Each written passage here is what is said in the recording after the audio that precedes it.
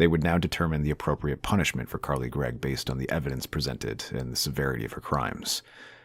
The judge, considering the severity of the crimes and the evidence presented, sentenced Carly Gregg to life in prison without parole for the murder of her mother and attempted murder of her stepfather. Additionally, Gregg was sentenced to 10 years in prison for tampering with evidence. However, the judge ruled that that sentence would run concurrently, meaning that Carly Gregg would serve a total to life in prison. The courtroom was filled with emotions as the sentence was announced. Carly Gregg, overcome with grief and despair, broke down in tears. Her family members, including Keith Smiley, Ashley Smiley's parents, and other relatives, also expressed their emotions. Before the jury could deliver their final verdict on the sentencing, the prosecution and defense presented their final arguments. Prosecutor Catherine Newman argued that Carly Gregg showed no remorse for her actions.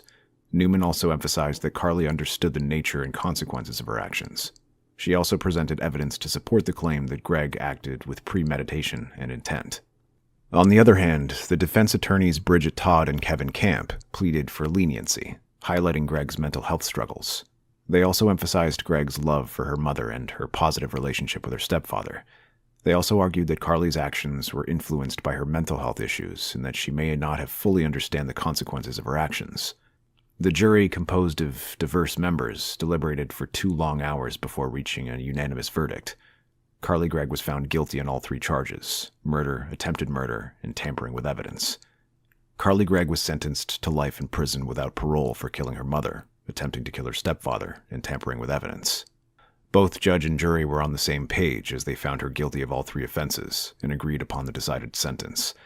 The judge did not show a slight bit of leniency, and he added the 10 concurrent years for evidence tampering. As for Carly, she's not done yet. Just a couple of weeks after the outcome of the initial trial, she's already seeking a new trial.